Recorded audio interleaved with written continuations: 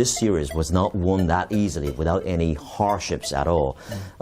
Even during the whole process of that 6-game series, you were scolded, you were criticized. Sometimes many were saying perhaps the referees were against you, talking about you're raising your leg too high, for example, when you attack. What do you make of these comments? I really don't make nothing of it. You know, I address it because of course I'm asked about it, but it's basketball. I mean, you watch the NBA, it's a normal move. Normally guys don't, when a guy jumps up in the air and he takes off before the defender can get in place to take an offensive foul or a charging call. You know, guys don't normally, when a guy's in the air and he's up, the guy doesn't normally step in to where they're gonna get an offensive foul. You know, I mean, it's kind of a stupid play for a player to step in, you know, when someone is already in the air. So in your judgment, it is actually a defensive move or act? It's legal. It's legal. It's legal. I mean, it could go either way where a referee can call a charge or he could call a blocking foul. It's 50-50, you know, call. But I think, you know, people needed to focus on something because they had nothing else to focus on. I do what I do. I mean, I'm not doing anything out of the ordinary or out of the norm. I mean, I think now we're winning, so it's all being seen in a positive light. You know, when you're losing, there's so many different things that are going on, so many people who've got different ideas. You know, if everybody, no one is on the same page when you're losing. Everybody's on the same page when you're winning. So for me, I'm able to now decipher all of those different quarrels that may come about when, you know, when you start losing or if you have a couple of bad games. Over the last few years, the CBA has had its share of former NBA All-Stars.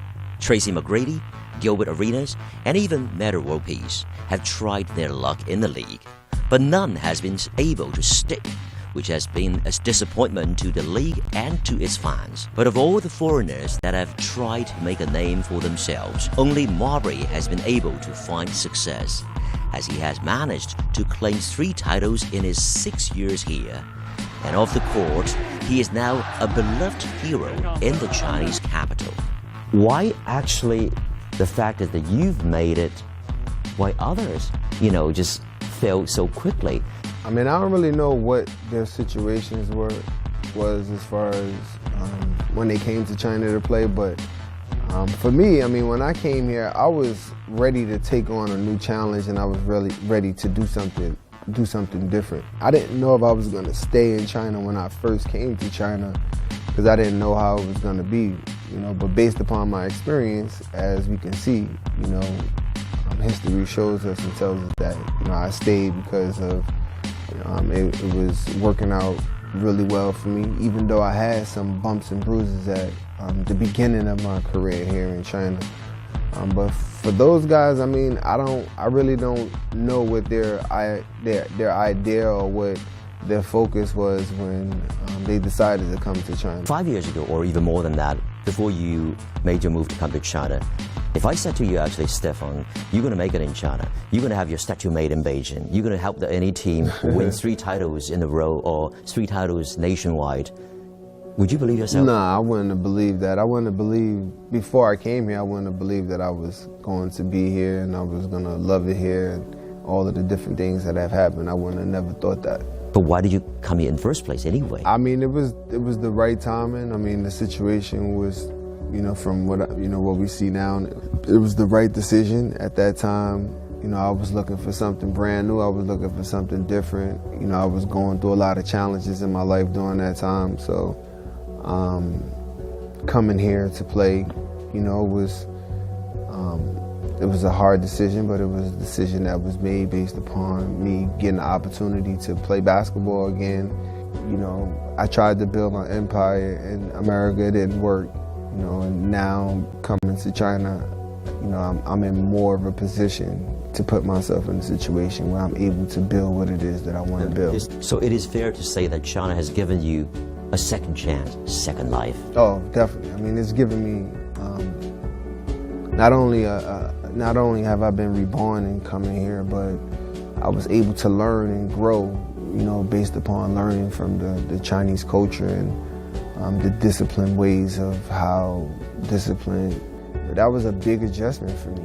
You know, practicing 6 hours a day for over 50 days. You know, that was different for me. It was a challenge. You know, so it's given me great hope, and it's given me great aspirations to continue to try to, you know, do things that I've never done before. You know, so I can see my mind opening up and, you know, myself evolving. After the CBA finals, where Beijing was able to defend their title, Marbury's schedule suddenly became very full. After a month of intense playoff action, he was constantly in Chinese headlines, from his stage play to the charitable events, and even the publishing of his own stamp collection. Shortly after our interview, Marbury finally found time to fly back home to the United States to see his family after being away for 9 months.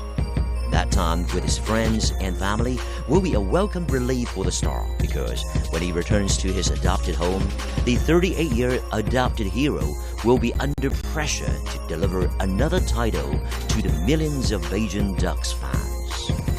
After your victory, I remember you said that you still owe Beijing a home court title-winning performance.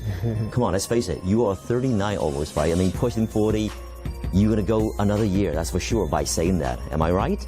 I mean, I mean, if you look at the way how I play, I don't think people will look at my game and think that, you know, I'm in a situation where, you know, I can't play at a high level. Not at all. I'm not strong enough, or, you know, I can't move the way how I used to move.